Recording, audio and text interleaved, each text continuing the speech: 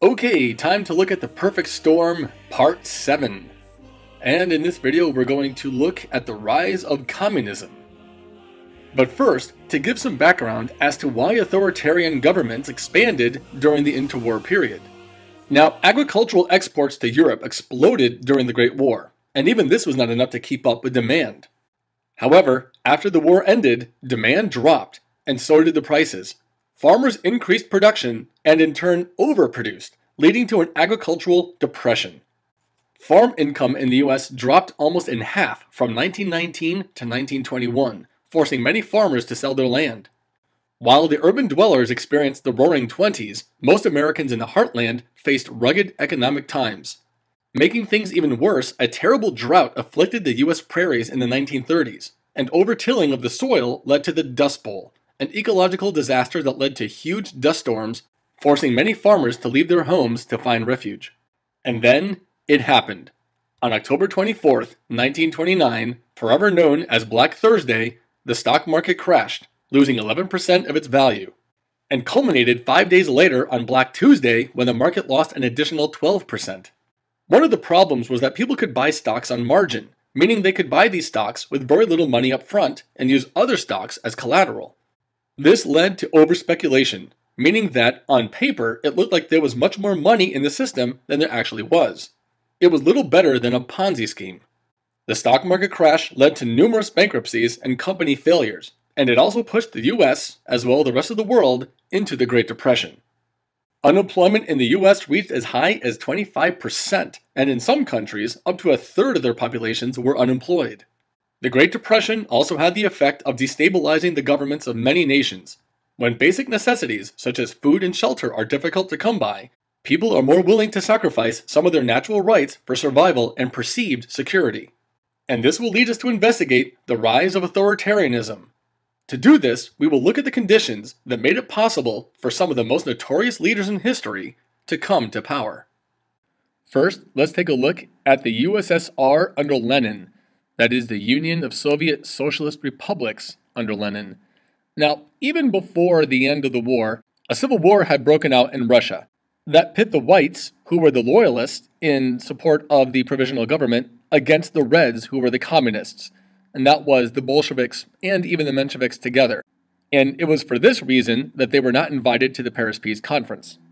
Lenin and Leon Trotsky led the Reds, and the whites were supported in some respects by the Allies, by the British, the French, the Americans, although not entirely all that much. Don't forget that most of this support came in after the war, and they were not willing to put in that many resources to support it. In the end, in 1921, the communists win and begin to convert Russia into a fully communist government. Now, Lenin believed that there were not enough workers for a full Marxist overthrow. So when he gained control, he empowered himself and others to promote socialist changes from within. He believed in the intelligentsia, a group of perceived social and intellectual elites, teachers, artists, and Communist Party officials who would change the culture of Russia over time to become a fully communist society. In 1922, he renamed Russia into the Union of Soviet Socialist Republics, or the USSR, and he instituted the NEP, the New Economic Policy. Believing that if he turned it to a full communist government and economy right away, it would be too much of a change and would fail, he instituted more of a socialist change. So the major industries, like oil and steel, were under the control of the government. And smaller businesses, like shops or farms, they were allowed to remain private. And individuals were allowed to buy, sell, and trade goods. So this makes it more like a modern socialist country today as opposed to a hardline communist country. And collective farms were not enforced, but encouraged to form a more communist society.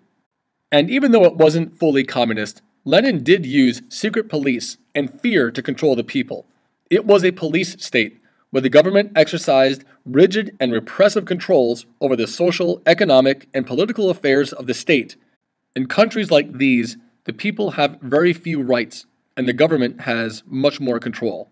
Then, in 1924, Lenin died after a series of strokes, leaving a power vacuum. So it came down to two main players, Leon Trotsky and Joseph Stalin. Now, Trotsky was more of the true Marxist, and he wanted a worldwide revolution. So he wanted to support communism not just in Russia, but in other countries as well.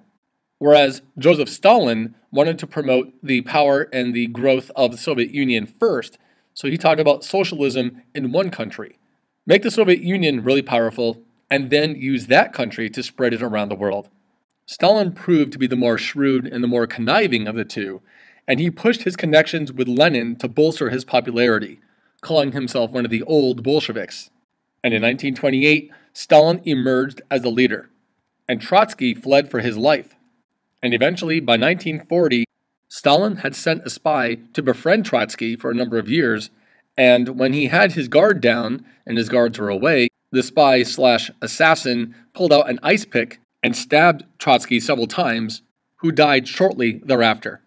Stalin sent a very strong message that no matter who you are or where you are, he could find you and he could kill you. And so started the Stalin Revolution. And he blended nationalism with communism, where he established a totalitarian regime. Now, totalitarianism is where you have a highly centralized government that allows no opposition and holds total control of all aspects of the state, public and private. To make the Soviet Union a fully communist government, he instituted a 5-year plan in 1928. This established a command economy where the government made all economic decisions. There was a massive push to increase industrialization to catch up with the other European countries, and he forced people into collective farms. And this was in large part to supply more labor for the factories. In 1933, he established a second 5-year plan, which had more of a focus on heavy industry, such as oil and steel. Now, this led to a decrease in consumer goods, like food and clothing. The result was an increase in industry, for sure, but higher prices on consumer goods and less food, which led to widespread famine. And throughout Stalin's reign, tens of millions of people starved to death. And also, the Soviet Union under Stalin was a police state. Again, spies, control, and censorship was common. What you see in the lower left is actually a leaf from a notebook that was put together by a woman who was sent to one of the Russian gulags, or the prisons that were out in places like Siberia, in the middle of basically nowhere. Stalin also promoted atheism and disestablished the Orthodox Church. With no God, people would look to Stalin as the most powerful entity in their lives. Also, in the 1930s, a revolution was attempted in the Ukrainian region, and as a powerful message, the government demanded impossibly high levels of grain, and this became a man-made famine. Millions of people died, some estimate as many as 7 million, and of course many others were rounded up and shot. The real power in the Soviet Union lied with the Politburo, a 5-member political bureau that had been established by Lenin way back in the day that functioned as the most powerful decision-making body in the Communist Party. The original members were men like Lenin, Stalin, and Trotsky. But regardless of the Politburo, Stalin still acted as a dictator. And then there was the Great Purge of the late 1930s. This was the large-scale arresting and killing of communist government officials, peasants, and other people who were suspected of disagreeing with Stalin and other powerful Soviet leaders. By the time we got to 1939, more than 5 million people had been arrested or killed.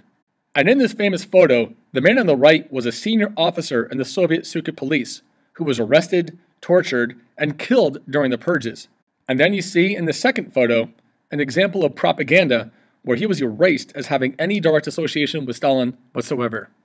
So again, here he is, and here he isn't. And the lower right-hand side shows people working at a gulag. You are taking a great leap forward, move forward 3 spaces, and back 15! Back 15! Yeah! It's the game of communism. Pass go. Collect 200 rubles and only 8 more turns? All right! Try to get your friends to have the exact same score as you. Every 5 turns, throw out your old 5-turn plan and write a new one. Hey! I just got sent to a work camp. What for? It says if anyone asks why, they go too! Purge your army's entire officer corps. Complete the space race without killing more than 300 cosmonauts. All this and more in Communism, the board game. Hey, Where's Billy? Wasn't he playing with us? There is no record of anyone named Billy ever existing.